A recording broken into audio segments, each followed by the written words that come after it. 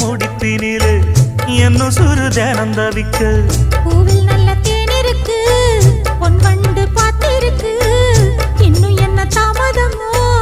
மாமனுக்கு சம்மதமோ இப்பவே சொந்தம் கொள்ளவே கொஞ்சம் என்ன அருகில் வாமா சந்தைக்கு வந்த கிடி சாட சொல்லி பேசுதடி